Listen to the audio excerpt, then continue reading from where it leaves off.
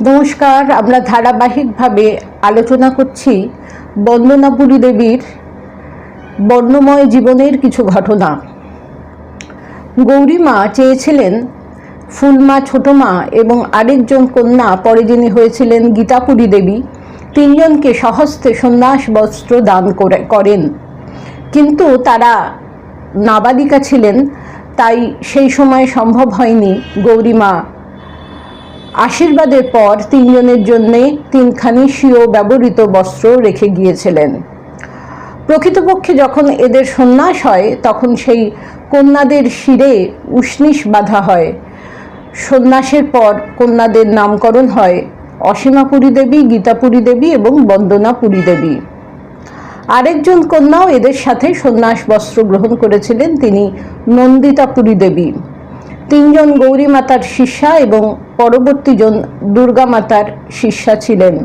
ইনি গৌরী মাতার মহাপ্রয়াণের পর আশ্রমে আগমন করেছিলেন।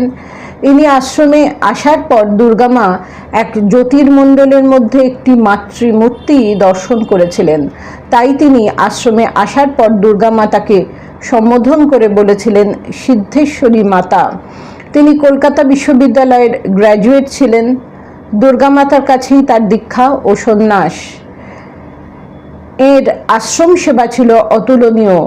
আশ্রম দেবতা ও আশ্রম বাসিনী কন্যাদের সর্বপ্রকার ভরণ পোষণের ব্যবস্থা তিনি করেছেন অতি দায়বদ্ধভাবে।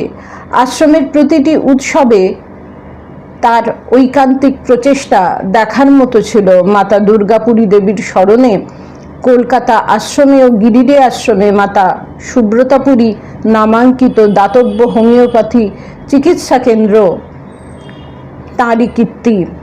আশ্রমের তিনি ইংরেজি 2009 সালে 80 বছর বয়সে শ্রী শ্রী গুরুমাতার নির্দিষ্ট কর্তব্য সম্পাদন করে স্বধামে প্রস্থান করেন। তিনি একজন ট্রাস্টিও ছিলেন শারদেশ্বরী আশ্রমের। সুব্রতাপুরী মাতার আশীর্বাদ অবলম্বনে আশ্রমের বাৎসরিক শুভম পত্রিকার প্রকাশনাও এই মাতারই কীর্তি। অসীমাপুরী দেবী ও বন্দনাপুরী দেবীর আশ্রমের প্রতিটি কর্মেই ছিল অসাধারণ উৎসাহ। আশ্রমে দেবসেবা থেকে আরম্ভ করে পূজা, আরতি, রন্ধন, বহিরাগত ভক্তদের আপ্যায়ন, প্রসাদ পরিবেশন, সব কাজেই ছিল তাদের উৎসাহ। সুদীর্ঘদিন এরা আশ্রম বিদ্যালয়ে সগৌরবে শিক্ষকতা করেছিলেন। গীতাপুরী দেবী ছিলেন ইংরেজিতে এমএ, অসীমাপুরী দেবী সংস্কৃতে এমএ এবং বন্দনাপুরী দেবী মাতৃভাষায় এমএ। ব্যারাকপুর আশ্রমের স্থায়িত্ব 18 বছরের। শ্রীরামকৃষ্ণদেবের আদেশ ছিল গৌরী মায়ের উপর এই টাউনে বসে কাজ করতে হবে। গৌরীমা নত মস্তকে তাঁর আদেশ পালনের জন্য প্রস্তুত ছিলেন। কলকাতা মহানগরীতে একটি হিন্দু আদর্শ নারী প্রতিষ্ঠানের বিশেষ প্রয়োজন ছিল, কারণ যেসব মহাপ্রাণ ভক্ত কলকাতা থেকে ব্যারাকপুরে গিয়ে গৌরীমাকে আশ্রমের জন্য সাহায্য করতেন তাদের যাতায়াতে কষ্ট হতো। পুনরায় ফিরে আসি আমরা সেই শিশু দুটির অনাবিল হাস্য উচ্ছ্বাস এবং সরল বাক্যালাপে। কন্যার মাতা গল্প করছেন আশ্রম মাতৃবৃন্দের সঙ্গে, আর শিশু দুটির হাস্য উচ্ছ্বাস মানে ফুলমা এবং ছোট মা, তাদের গল্প চলছে সিঁড়ির উপরতলায়।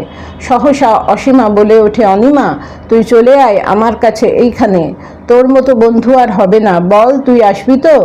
কন্যারও কি মনে হলো সে এক কথায় বলল, হ্যাঁ আমি আসবো, বাবাকে গিয়ে আজই বলবো যেন বাবা আমাকে এইখানে দিয়ে যায়।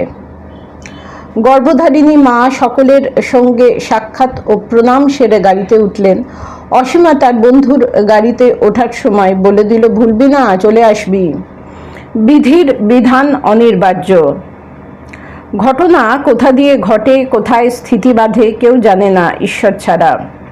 গুরু কৃপা যে তখন কেবল পিতার ওপরেই বর্ষিত হয়েছে তা নয়, কন্যার ওপরও বর্ষিত হয়েছে অলক্ষ্যে। পিতা ব্যতীত সকলেই আশা করেছিলেন কন্যার এক ফোঁটা চোখের জল পড়বে নিশ্চয়ই, কিন্তু কন্যার বোধ শক্তির ওপরে কোনো এক অদৃশ্য শক্তি যেন অলক্ষ্য আশীর্বাদে অতি গভীরভাবে কন্যাকে রক্ষা করে চলেছেন। আমরা ফুলমায়ের কথা বলছি। কন্যার বোঝবার বয়স তখনও হয়নি, কিন্তু শিশুকালের সেই সময়ের উপলব্ধিতে আজ মনে হয় সেই শক্তি আর কারোর শক্তি নয়, সেই শক্তি স্বয়ং গৌরী মাতার। তিনি দান করেছিলেন কন্যার মনে অসীম শক্তি এবং অসীম মনোবল। নমস্কার। প্রাণারাম প্রাণারাম প্রাণারাম প্রাণারাম প্রাণারাম প্রাণারাম কি যেন লুকানো নামে তাই মিষ্ট এত তব নাম প্রাণারাম প্রাণারাম প্রাণারাম প্রাণারাম প্রাণারাম